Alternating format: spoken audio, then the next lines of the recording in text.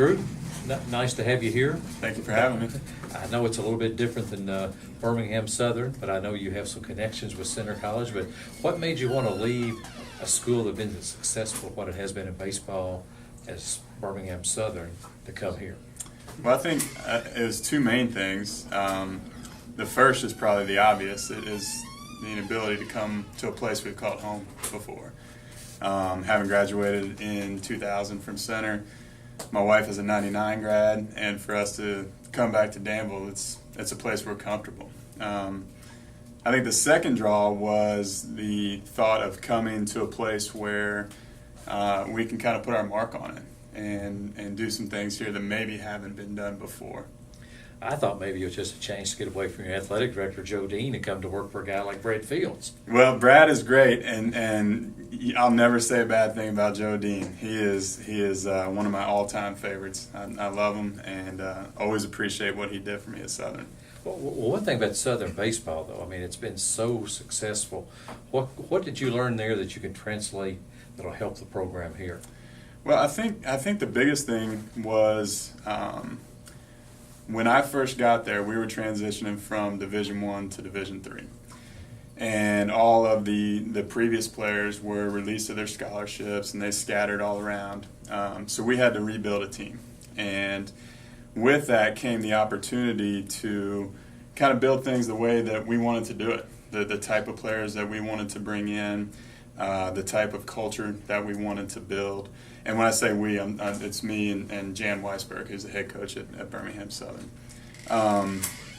And with that was the great opportunity to do those things. And I think here, I carry those things in, the idea about what does it take to be successful at this level? What type of guys are we going to want to bring in here to help us put our mark on this program and hopefully make some history with it? What your coaching staff, tell me a little bit about them and what you expect those guys to be able to do to help you this year. Yeah. So JD Arndt and Patrick Cooper and Kenny Gant are all going to be with me, and I'll just kind of go through them one by one. All three, I think the thing that jumps out first of all is the reception that they get from the players. They are all really, really popular with the returning players. This will be the second year for all of them, correct? Yes, that's okay. right. And once the players heard that they were coming back for another year, they were really, really exciting. So that made me feel good about kind of the staff that we had built. JD will be on as assisting me with the hitting and doing a lot of our recruiting. And I think that the fruits of his labors are showing in this year's recruiting class, where we have 16 freshmen coming in from all over the country, guys that play all positions, and is a strong recruiting class for us. So JD will be out there hitting the pavement again and doing a lot of recruiting for us and helping me on the offensive side on the field. Patrick, I think, has a chance to be a great young coach. He's going to be our pitching coach. I know that the pitchers have a ton of respect for him, and talking to a couple of the guys that graduated last year, they felt like they grew just in the year that they were with him. He has a great plan in place, and he and I are kind of right on the same wavelength with what we want to do with the pitchers. And then Kenny's just great. He's a baseball nut. He's been around the sport for a long time. He knows Lexington really, really well, has all kinds of connections there. And Kenny will be a nice addition for us as the volunteer. Now, does it scare you that a couple of your players have told me that JD might be the smartest baseball person they've ever been around? I said, smarter than your new coach? They just said, he's one of the smartest ever.